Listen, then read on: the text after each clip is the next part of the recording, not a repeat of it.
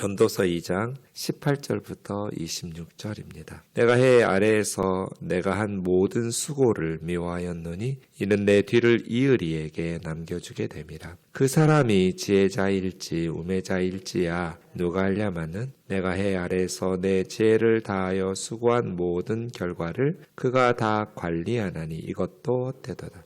이러므로 내가 해 아래서 한 모든 수고에 대하여 내가 내 마음에 실망하였도다. 어떤 사람은 그 지혜와 지식과 재주를 다하여 수고하였어도 그가 얻은 것을 수고하지 아니한 자에게 그의 몫으로 넘겨주리니 이것도 헛된 것이며 큰 악이로다. 사람이 해 아래에서 행하는 모든 수고와 마음에 쓰는 것이 무슨 소득이 있으랴. 일평생에 근심하며 수고하는 것이 슬픔뿐이라. 그의 마음이 밤에도 쉬지 못하나니 이것도 헛되도다. 사람이 먹고 마시며 수고하는 것보다 그 마음을 더 기쁘게 하는 것은 없나니 내가 이것도 본즉 하나님의 손에서 나오는 것이로다. 먹고 즐기는 일을 누가 나보다 더 해보았으랴. 하나님은 그가 기뻐하시는 자에게는 지혜와 지식과 희락을 주시나 죄인에게는 노고를 주시고 그가 모아 쌓게 하사 하나님을 기뻐하는 자에게 그가 주게 하시지만 이것도 헛되어 바람을 잡는 것이로다. 아멘. 전도서 저자는 삶의 의미를 찾고 탐구하고 네 가지 영역으로 나누어서 첫 번째는 지혜를 탐구해 보았고 두 번째는 희락과 즐거움을 탐구해 보았고 어제는 지혜로운 자와 우매한 자의 차이점에 대해서 탐구해 보았고 오늘 마지막으로 그래도 인생이라는 것이 열심히 수고해서 남겨놓은 재물, 소유 그런 것은 남지 않느냐. 이게 이제 마지막 네 번째입니다. 그래도 우리가 평생 고생해서 죽을 때 남겨줄 재물이나 어떤 업적들은 남지 않느냐는 거예요. 소유들은.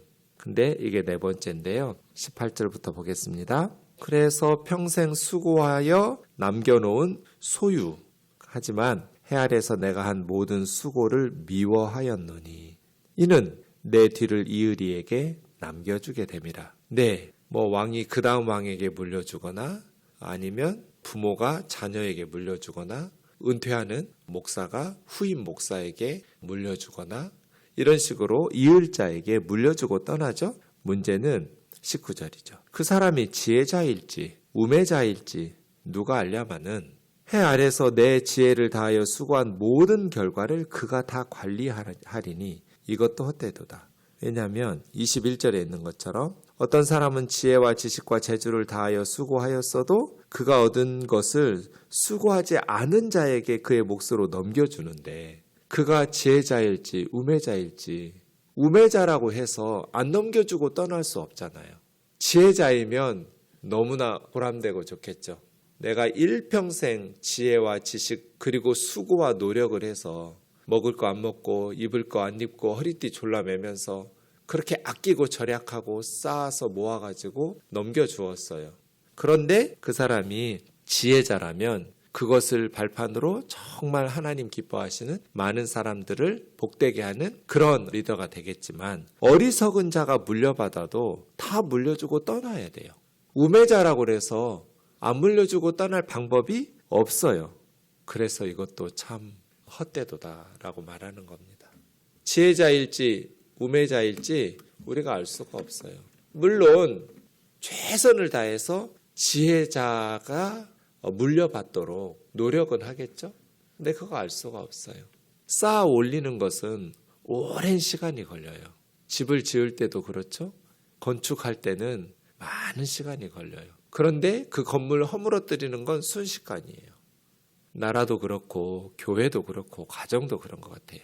쌓아 올리는 거는 많은 시간 동안 지혜와 지식과 노력과 수고와 정말 피땀 흘린 고생이 오래 쌓여야 쌓아 올릴 수 있어요. 세울 수 있어요. 근데 그거 허물어뜨리고 무너뜨리는 건 순식간이에요.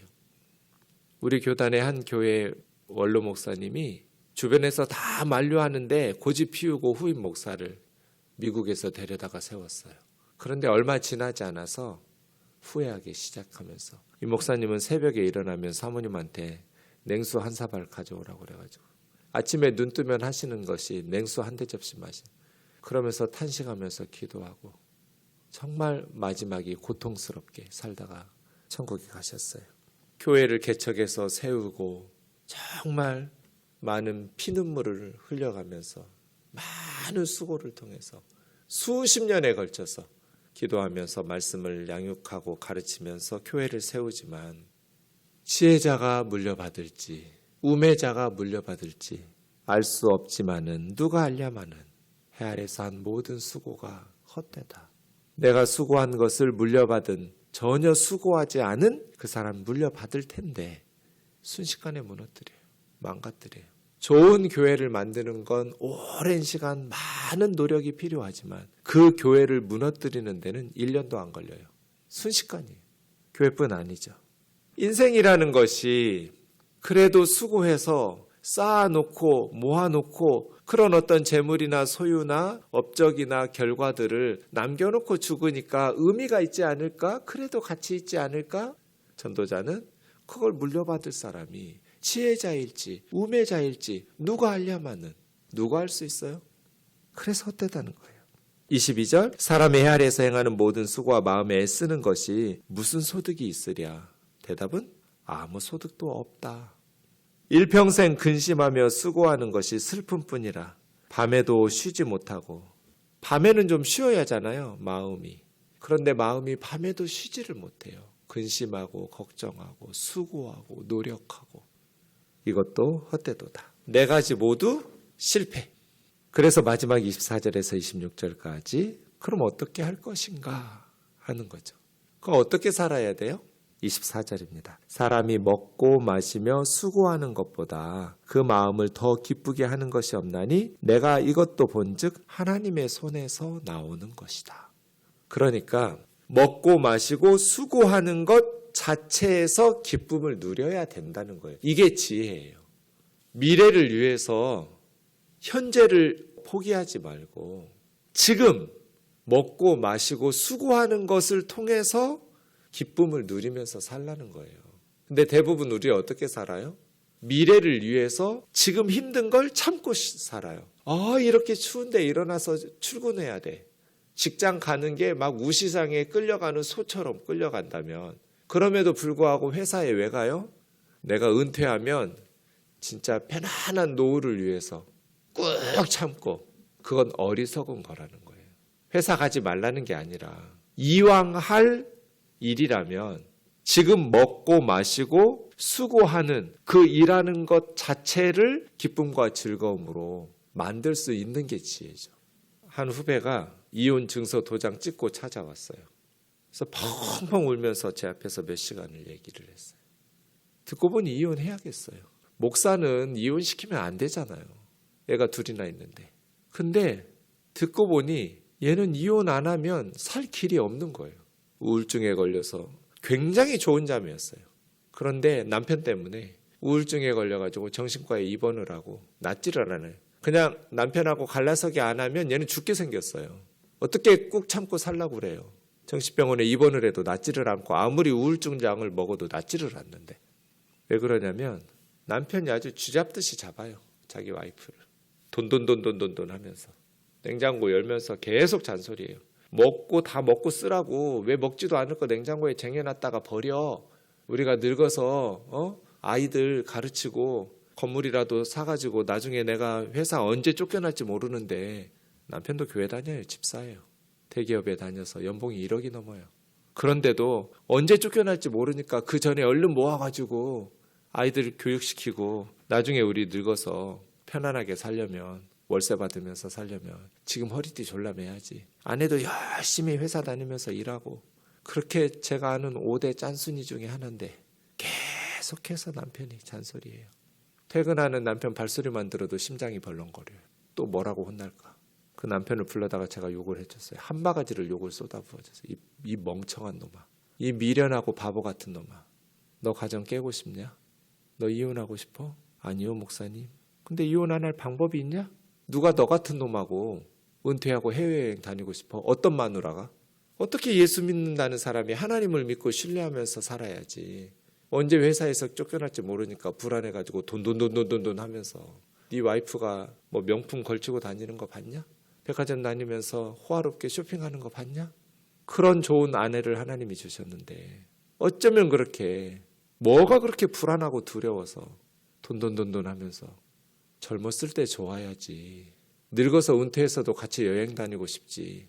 이렇게 밝고 쾌활했던 애를 우울증에 걸리고 정신병원에 입원시키고 이제 직장도 못 다니게 만들고 그런 정도로 폐인을 만들어서 방법이 하나 있다고 그랬어요. 뭐예요, 목사님? 네가 정신병원 다니라고. 내가 지정하는 교수님 만나서 상담받고 약 먹으라고. 내가 보니 너 미친놈이야. 너 정신병이야.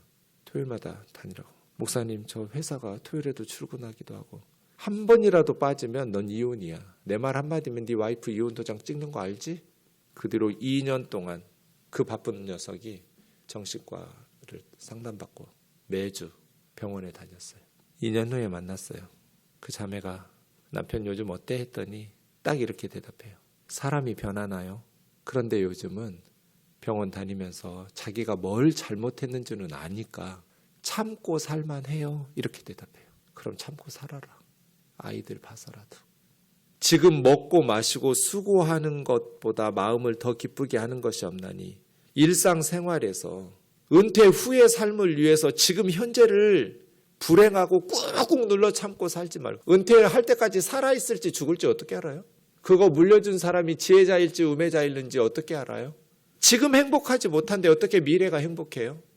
힘들어도 그건 하나님이 정하신 하나님의 손에서 나오는 거예요. 아무리 지혜를 다해서 기도하고 준비하고 아이들 가르치고 한다고 해서 자식이 내 맘대로 되던가요? 후임 목사가 내 맘대로 돼요? 그러니 하나님의 손에서 나오니 열심히 기도할 뿐 또 열심히 주일학교 아이들 가르치고 우리 자녀 교육을 위해서 하나님 앞에서 몸부림치는 건 맞지만 그렇다고 해서 그거 염려하고 근심하면서 또 그래야만 내 삶에 의미가 있는 건 아니에요. 제가 목회하는 순간까지 우리가 살아있는 시간까지만 우리는 그 구간을 달릴 수 있어요. 죽을 때는 다음 주자에게 바톤을 넘겨주고 떠나야 돼요. 최선을 다해서 다음 주자들, 다음 세대들을 위해서 우리가 기도하고 하지만 그 과정의 일상이 행복해야 돼요. 그걸 위해서 오늘을 포기하고 불행하고 먹고 마시고 수고하는 그 성취감과 즐거움, 하나님의 손에서 나오는 우리 마음을 기쁘게 하는 것이 없으면 은퇴 후를 위해서 지금 현재를 포기하고 꾹꾹 눌러 참으면서 슬프게 불행하게 살아가면 그건 지혜로운 게 아니에요. 그렇게 해서 물려받을 사람이 지혜자일지 우매자일지 누가 알아요? 그래서 우리는 우리 세대만 감당할 수 있어요. 지금 내가 살 수 있고 내가 할 수 있는 역할만. 그 다음은 하나님께 맡겨야 돼요. 그래서 오늘 먹고 마시는 것 그리고 일하고 수고하는 것에서 기쁨과 즐거움을 찾아야 돼요. 그것보다 더 나은 것이 없다. 그러니까 잘못된 시간에 행복을 찾으려고 그래요. 미래에. 아니요. 정확한 제대로 된 시간은 지금이에요. 지금 내가 살아있고 지금 내가 먹고 지금 내가 마시고 지금 먹을 게 없어서 굶어 죽는 애들이 3초에 한 명씩이에요. 평균. 여러분 먹을 거 있잖아요. 마실 물 있잖아요. 물이 없어가지고 몇 시간씩 걸어가서 물 떠왔어. 그 물도 아주 더럽고 오염된 물. 우리가 다 보잖아요. 이렇게 깨끗한 물을 먹고 마실 수 있고 수고하고 일하고 그것보다 이건 하나님의 손에서 날마다 나오는 거라는 거예요. 하나님의 선물이다. 아, 먹고 즐기는 일에 누가 나보다 더해 보았으랴. 하나님은 기뻐하시는 자에게 지혜와 지식과 희락을 주신다. 죄인에게는 노고를 주시고. 여기서 죄인은 특별히 악한 일을 하면서 사는 게 아니에요. 성경에서 말하는 죄인은 관역을 벗어나는 거예요. 열심히 살고 착하게 정직하게 살 수 있어요. 그런데 하나님께서 주신 관역을 벗어나는 걸 죄라고 그래요. 그건 뭐예요? 해 아래에서 이 세상이 전부라고 착각하면서 사는 거. 그게 관역을 벗어난 거잖아요. 먼저 그의 나라와 의를 추구하고 해 위에 있는 하나님 안에서 살아가고 하나님을 기쁘시게 하는 삶을 먹든지 마시든지 무엇을 하든지 하나님의 영광과 하나님을 기쁘시게 하기 위해서 해야 되는데 어리석은 사람들은 먹든지 마시든지 무엇을 하든지 하나님을 기쁘시게 하고 하나님의 영광이 되는 것은 생각도 없이 그냥 이 세상이 전부라고 생각하면서 관역을 벗어나는 거예요. 죄인에게는 노고를 주시고 모아서 쌓게는 하시지만 일 중독자예요. 계속 쌓았지만 결국은 하나님을 기뻐하는 자에게 하나님께서 주게 만드신다.